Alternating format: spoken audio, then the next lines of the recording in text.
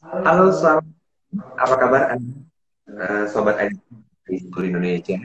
Kali pada kesempatan perdana kali ini, saya dari Lampung berkesempatan untuk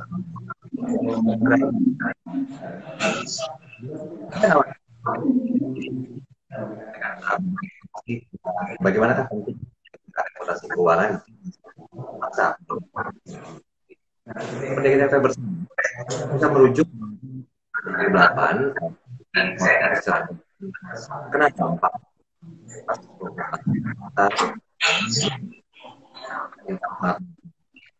UMKM lah yang betul-betul menolong mereka untuk kembali bangkit. Nah, saat ini permasalahan COVID-19 yang sudah menjadi pandemi di seluruh Indonesia bahkan merambah ke itu ini ternyata negatif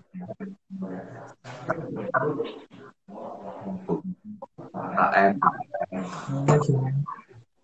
pun terkena dampaknya. Tapi permasalahan bagaimana keuangan di masa pandemi COVID-19. Nah, itu judul dari bincang santai kita pada kesempatan pagi hari ini di program perdana Bincang Santai. Kita akan coba bahas lebih jauh bersama dengan Direktur Utama Pevindo Biro Kredit, ada Bapak Yohanes Ars Abimanyu. Selamat pagi, Pak Abi. Gimana kabarnya, Pak Abi? Oke. Pak Abi, kalau kita melihat pentingnya menjaga mungkin secara struktural boleh kita dikasih gambaran sedikit, Pak Abi? COVID-19 ini berbeda dengan krisis keuangan. Krisis keuangan di tahun-tahun sebelumnya itu bermula dari sektor keuangan. Sementara kalau kita dari COVID-19 ini bermula dari kesehatan, yang mana kalau dampak dari kesehatan itu tentu saja mempengaruhi kehidupan dari seluruh manusia, yang akhirnya berdampak pada produksi, ya, dari sisi supply maupun juga dari sisi demand itu sendiri. Sehingga itulah yang membuat, boleh dikatakan, perekonomian di Indonesia bahkan juga di dunia itu juga mengalami perlambatan seperti itu, Mas Dari. Tapi kalau dari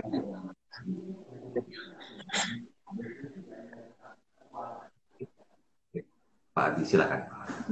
Bagaimana? Sorry, boleh diulang sedikit? Kalau si keuangan di masa COVID-19 ini kan harus ada penjelasan tentang Ya, kalau kita bicara reputasi keuangan, gitu ya, apa sih reputasi itu ya? Kalau kita bicara reputasi itu adalah terkait nama baik, gitu ya. Jadi hal-hal yang berkaitan dengan nama baik. Nah, sekarang kalau kita bicara reputasi keuangan. Reputasi keuangan itu berarti hal-hal yang terkait dengan keuangan kita. Jadi ya, hal-hal nama baik yang terkait dengan khususnya adalah keuangan kita. Nah, apa yang terkait dengan reputasi keuangan? Saya kasih beberapa contoh, misalnya yang pertama, kita lebih harus memperhatikan penerimaan kita, pengeluaran kita, gitu ya. Terus dengan bijak kita juga mulai membelanjakan bagaimana pendapatan kita dengan baik. Terus berikutnya juga bagaimana kita mencatat penerimaan juga dan pengeluaran kita. Dan yang berikutnya sebagai contoh yang lain adalah misalnya bagaimana kita memenuhi kewajiban kita dengan baik. Artinya apabila kita mengambil suatu fasilitas pinjaman dan apapun bentuknya, itu bagaimana kita harus secara rutin, secara teratur, ya, kita melunasi atau membayar kewajiban tersebut. Nah, hal seperti itulah yang mempengaruhi.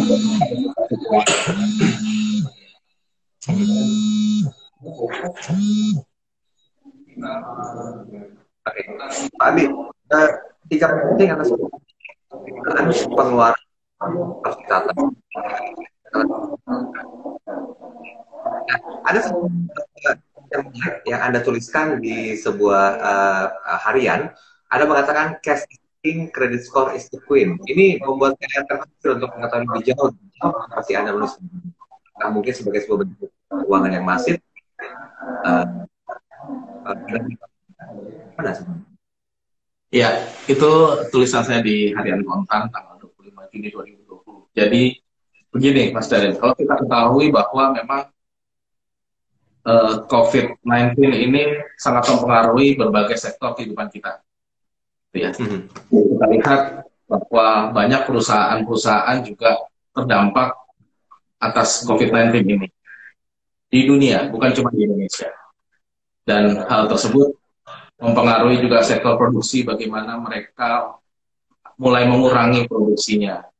Ya. Dan tentu saja berdampak juga kepada individu yang bekerja di perusahaan tersebut, bahkan juga pada individu-individu lain yang juga sebagai sektor konsumsi. Jadi kalau kita lihat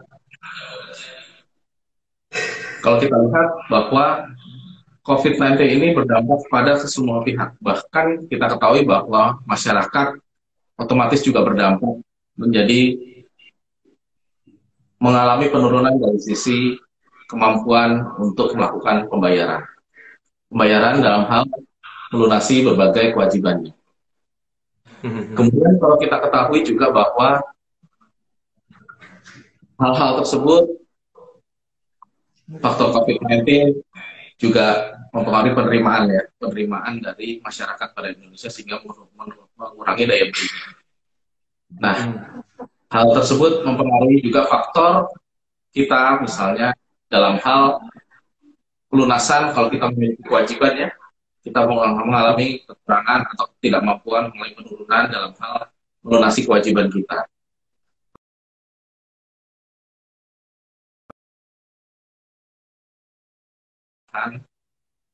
Selama mungkin ya untuk menghadapi dampak dari krisis ini. Namun demikian, juga perlu kita ketahui bahwa dampak COVID-19 ini juga harus kita perhatikan ke depannya, karena ke depan kita itu yakin bahwa kita bisa melewati COVID-19 ini. Ya. Pada saat kita bisa melewati COVID-19 ini, tentu kita sudah mulai kembali bagaimana melakukan atau kita memulai kembali usaha kita. Bagaimana kita memulai membangun kembali apa yang telah kita dampak dari akibat COVID-19 ini dalam sektor-sektor perekonomian kita, khususnya bagi individu ya, bagi kita semua. Bagi individu yang memiliki fasilitas atau memiliki kelebihan cash, tentu hal tersebut tidak bermasalah, gitu ya. Artinya mereka masih punya dukungan cash. Namun, bagaimana bagi individu yang mungkin memiliki keterbatasan dalam hal kemampuan pendanaan? Tentu mereka akan kembali kepada lembaga keuangan. Bagaimana mereka bisa berhubungan dengan lembaga keuangan, apakah itu perbankan, ataupun multi-finance, atau bahkan mungkin fintech peer-to-peer lending. Nah, pada saat nanti kita akan berhubungan dengan lembaga keuangan, disitulah kita akan lihat bagaimana reputasi keuangan kita, bagaimana riwayat fasilitas-fasilitas kita selama ini, bagaimana riwayat dari pembayaran kita selama ini. Dari situ akan dilihat apakah ke depan kita mampu untuk mendapatkan fasilitas atau pendanaan dari pihak lain, dari lembaga keuangan. Oleh karena itu, maka di dalam tulisan saya tuliskan bahwa walaupun di saat ini kita mengalami kesulitan dari sisi pembayaran, misalnya melunasi kewajibannya, tapi kita juga harus memperhatikan bagaimana supaya kita tidak masuk dalam kategori kredit macet. Seperti itu. Nah, yang harus dilakukan adalah pemerintah atau melalui OJK juga sudah memberikan fasilitas berupa restrukturisasi kredit. Nah, hal-hal tersebut harus dimanfaatkan oleh individu bagi mereka yang mengalami dampak COVID-19 untuk melakukan restrukturisasi atas kreditnya ke lembaga keuangan di mana yang bersangkutan memiliki fasilitas, memiliki pinjaman. Nah, dari situ tentu dengan adanya restrukturisasi, maka individu tersebut bisa tidak dikategorikan sebagai individu yang mengalami kredit macet. Dalam arti bahwa kita berusaha untuk menjaga supaya catatan atas kredit kita, ya, yang tercerminasi sebagai reputasi kita itu tidak dalam posisi yang kurang baik. Nah, karena hal ini akan menjadi jaminan nanti buat kita ke depan pada saat kita nanti akan memulai kembali, membangun kembali kehidupan kita ke depan, perekonomian kita ke depan, atau usaha-usaha kita ke depan yang membutuhkan bantuan dari lembaga-lembaga keuangan, lembaga intermediari seperti perbankan tadi, atau perusahaan pembiayaan ataupun fintech. Sehingga pada saat nanti kita akan memulai kembali, catatan kita itu bisa dianggap baik, gitu ya. Karena pada saat kalau kita tidak melakukan hal tersebut, dalam pengertian bahwa ya sudah, karena saya tidak punya uang, saya mending membayar kewajiban saya, gitu ya. Jadi tidak berkonsultasi dengan lembaga keuangan, maka catatan atas kredit kita itu akan berpengaruh, dan itu akan kesulitan bagi kita ke depan apabila kita akan mengajukan pembiayaan dari lembaga keuangan. Nah, itu adalah satu hal yang menjadi inti dari tulisan saya mengenai pentingnya kita menjaga credit scoring. Jadi layaknya credit scoring itu sebagai queen, ya, ratu yang mesti kita jaga dengan baik. Gitu, Mas Daryl. Kita izin, Abi, nanti kita akan coba sambung perbincangan ini, dan kami mengundang juga untuk Anda sahabat ID Score untuk bisa berinteraksi di kolom komentar di bagian bawah, karena ini sekali tadi ada lembaga keuangan kaitkan dengan dua hal, investasi dan juga edukasi, perspektif menyikapi sepertinya investasi dan juga edukasi agar juga COVID-19 ini sehubungan dengan revolusi. Pak Abi, kita nanti kita sambung lagi di kita masih untuk di bagian bawah komen. Anda bisa coba cantumkan pertanyaan atau komentar Anda sehubungan dengan tayang perdana dari Bincang Santai pada kesempatan kali ini. Kami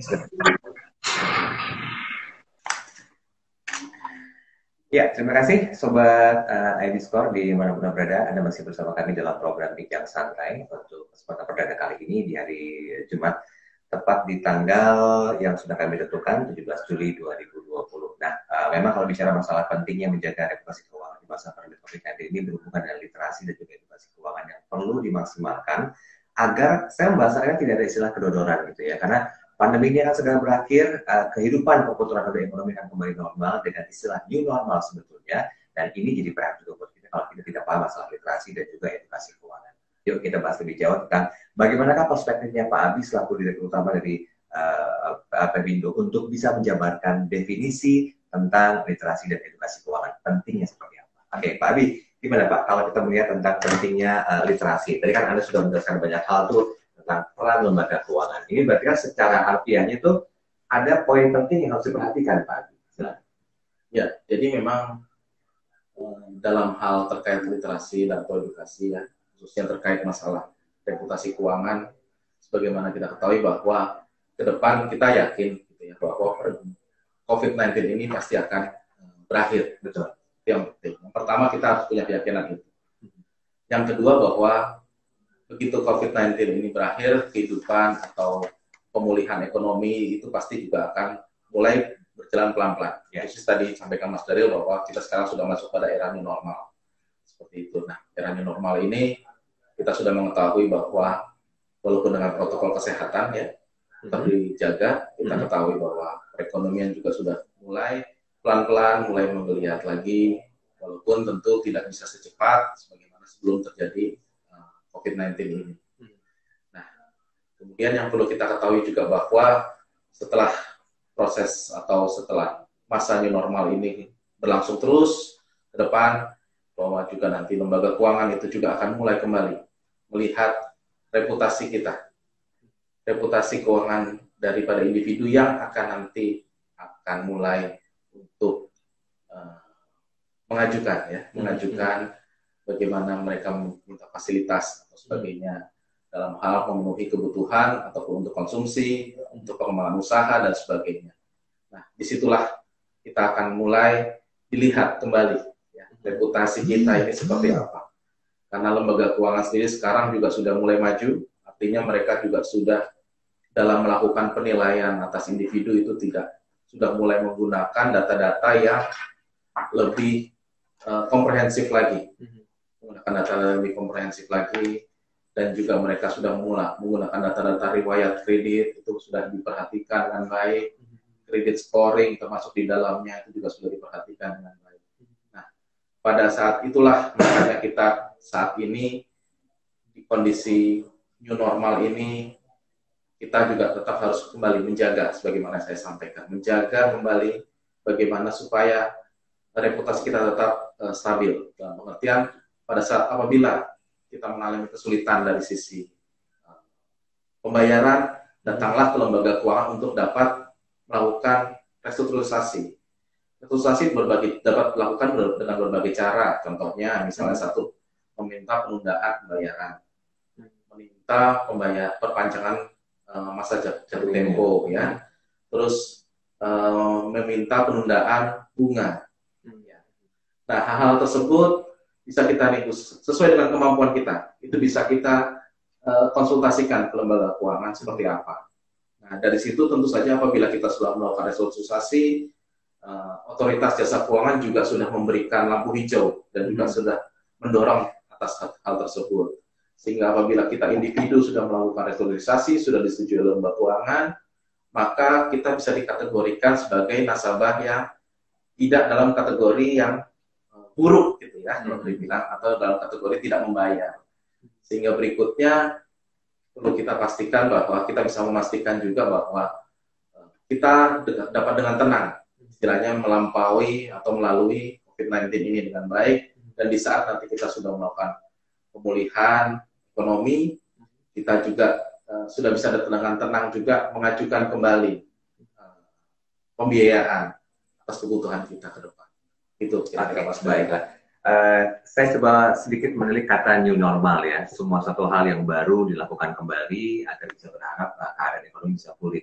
Tapi apakah mungkin Pak Abi punya tips dari sisi internal perusahaan, dari pemilik perusahaan, agar mereka tuh bisa betul-betul menyikapi new normal ini sebagai sebuah cambuk baru, angin segar baru untuk kemajuan ekonomi perusahaan ya, agar dananya bisa bergulir kembali, kemudian keuangan juga bisa menjadi lancar. Nah, bagaimana kira-kira Pak Abi? Apa yang harus dilakukan sama owner dari sebuah perusahaan sendiri agar cash flow-nya tuh benar-benar is the king lagi gitu? Iya, memang yang pasti kita lakukan adalah kita harus melakukan introspeksi ya, khususnya di sisi perusahaan ya.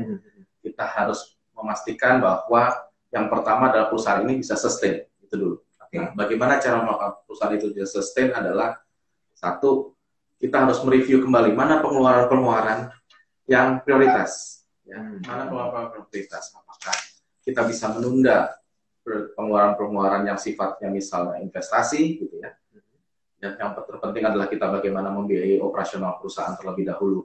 Kita bisa tunda dulu mana yang menjaga supaya kita sustain dengan cash is the king ke depan. Seperti itu. Itu yang pertama dilakukan ya. Jadi kita mereview kembali pengeluaran-pengeluaran kita dalam bentuk investasi yang bisa kita tunda dulu supaya memastikan sustainability ke depan. Yang kedua adalah tadi saya sampaikan kembali, perusahaan sama juga dengan hal individu harus memastikan jangan sampai dalam kategori, saya mohon maaf ya, ngemplang itu ya bahasanya. Jangan sampai hindari kondisi tersebut, karena bagaimanapun juga perusahaan atau individu pasti akan butuh ke depannya untuk menjalankan ekspansi atau pengembangan ke depan. Di saat kita membutuhkan ekspansi, membutuhkan pengembangan, terus melakukan memulihkan kembali kehidupan kita, di saat itulah pasti kita akan membutuhkan suatu support ya, support dukungan dari pihak lain. Mungkin dalam hal ini saya bisa sebagai contoh lembaga keuangan, membutuhkan bantuan perbankan, perusahaan pembiayaan untuk dapat mensupport kembali kehidupan perusahaan kita. Nah, di saat itulah kita akan dinilai kondisi kita selama dalam masa new normal ini, apakah kita sudah dengan baik menjaga sustainable perusahaan kita, sudah dengan baik kita tidak tanda kutip menghindari pembayaran gitu ya atas kewajiban-kewajiban kita. Nah, itulah itulah faktor-faktor yang bisa mempengaruhi kita nanti ke depan setelah di era new normal ini. Oke, berarti hal yang paling penting adalah sebetulnya melakukan review ya Pak Abi ya. Penting sekali untuk mereview, flashback apa saja yang kira-kira penting untuk operasional. Karena memang yang diutamakan adalah hal itu dulu gitu loh. Baru nanti kalau sudah balik ke the real normal, ini bahasa baru lagi the real normal, ya otomatis kita bisa melakukan banyak sekali hal untuk ekspansinya. Tapi mungkin di 5 menit terakhir Pak Abi, boleh dikasih satu saran agar para pemain baru atau mungkin juga saya tanda petikan fresh graduate yang baru mulai bisnis ini juga bisa berkontribusi, karena ternyata di balik hancurnya banyak perusahaan yang terkena imbas COVID-19 ini bermunculan juga gitu loh, para pelaku-pelaku atau pemain-pemain baru yang mereka juga punya kompetensi dan mereka berharap juga untuk bisa maju. Nah, apa yang mau Anda sampaikan Pak? Ya, saya rasa memang kondisi COVID-19 ini juga memunculkan opportunity baru ya bagi sektor-sektor tertentu yang memang tidak terlalu berdampak, dan itu terus terang banyak juga yang dilakukan, dan saya rasa itu satu hal yang bagus. Dan tips saya adalah tentu saja bagaimana kita tetap intinya menjaga sustainability. Kuncinya ke depan adalah bagaimana usaha-usaha baru kita itu harus menjaga sustainability dari sisi memastikan bahwa apa ya pengeluaran kita ya, ke depan itu tetap harus kita pastikan juga sesuai dengan apa yang rencana dari penerimaan ke depan. Nah, khusus tips juga buat fresh graduate juga ya, yang mungkin dalam hal membangun reputasi keuangan, itu penting. Jadi dipastikan bahwa mulai saat kita masih muda gitu ya, kita baru sebagai fresh graduate, itu pastikan bahwa kita mulai membangun reputasi keuangan. Artinya apabila kita memiliki suatu fasilitas gitu ya, apapun bentuknya, kartu kredit atau misalnya kita punya KTA gitu ya, atau kendaraan motor misalnya gitu. Lakukan secara terus-menerus, secara rutin melakukan pembayaran. Gitu. Karena ke depan nanti kalau kita sudah selesai, sudah fresh graduate, sudah bekerja 1 tahun, 2 tahun, 3 tahun, itu akan selalu dinilai. Jadi akan selalu riwayat pembayaran kita itu akan terus dipantau. Nah, hal tersebutlah akan menentukan ke depan reputasi keuangan teman-teman semua ya, Sobat ID Score, yang khususnya adalah fresh graduate. Nah, itulah nanti sebagai tips sederhana dari saya di sesi kali ini, bagaimana kita bisa ke depan tetap sustain, tetap menjaga reputasi atau memulai membangun reputasi keuangan kita. Gitu. Oke, baiklah. Tidak terasa kita sudah hampir 30 menit menemani Anda di edisi perdana Bincang Santai bersama dengan Pak Yohanes Abimanyu selaku Direktur Utama dari Pevindo Bidang Kredit. Nah, ini poin pentingnya banyak nih sebagai sebuah konklusi. Yang pertama harus dilakukan adalah Anda perlu mereview dulu segala macam aktivitas yang berhubungan dengan pengeluaran Anda. Utamakan mana yang penting, kemudian juga utamakan juga mana yang kira-kira ini berhubungan dengan accessibility dari company Anda sendiri. Kemudian atur penerimaan dan juga pengeluaran dengan sangat bijak, dan catatan keuangan Anda coba dimaksimalkan kembali agar segala kewajiban yang perlu dilakukan terlebih dahulu itu yang lebih diutamakan agar kita mampu menjaga reputasi keuangan. Sama-sama kami doakan Anda semua sehat selalu agar bisnis juga bisa berjalan lancar ya Pak Abi ya. Dan kita bisa kembali sustainable untuk membangun Indonesia lebih baik lagi tanpa ada banyak kendala walaupun kita masih berada di era new normal. Saya ucapkan terima kasih buat Anda yang sudah bergabung, Sobat ID Score. Nantikan perbincangan santai ini di 2 minggu ke depan dengan tema dan pembahasan yang berbeda. Sekaligus, saya Daryl Adam pamit undur diri. Kita ketemu lagi. Pak Abi, kita pamit dulu Pak Abi, silakan. Sampai ketemu lagi, Sobat ID Score, di 2 minggu ke depan. Kita akan ada bincang santai lagi nanti dengan topik yang berbeda. Oke, selamat pagi dan selamat beraktivitas. Sampai jumpa.